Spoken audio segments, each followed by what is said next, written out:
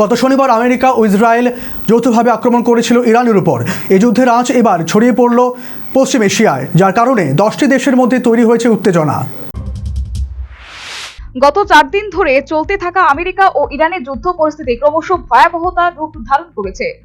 এই হামলায় নিহত ইরানের সর্বোচ্চ ধর্মীয় নেতা আয়াতুল্লাহ আলী খামেনির বদলা নিতে এবার আমেরিকার আক্রমণ চালাচ্ছে ইরান। শুধু ইসরায়েল নয়, পশ্চিম এশিয়ার 10টি দেশ যেখানে মার্কিন ঘাঁটি রয়েছে সেই সমস্ত দেশগুলিতেও আক্রমণ চালাচ্ছে ইরান।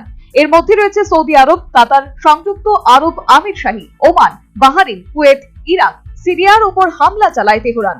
4 দিনের এই যুদ্ধ পরিস্থিতিতে ব্যাপক ক্ষতি হয়েছে ইরানের। ক্ষেপণাস্ত্র হামলায় 150-এরও বেশি ছাত্রছাত্রী এবং 25 জনের উপর মহিলা খেলোয়াড় প্রাণ হারিয়েছেন প্রায় 1000 মানুষ। পশ্চিম এশিয়ার অন্তত 15টি জায়গায় এই হামলা সংঘটিত হয়েছে, যার কারণে উদ্বিগ্ন আর উৎকণ্ঠার মধ্য দিয়ে দিন কাটাচ্ছেন সেখানকার জনসাধারণ।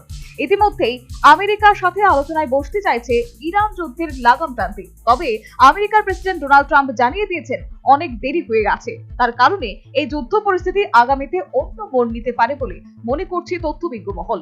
Bureau report, news vanguard.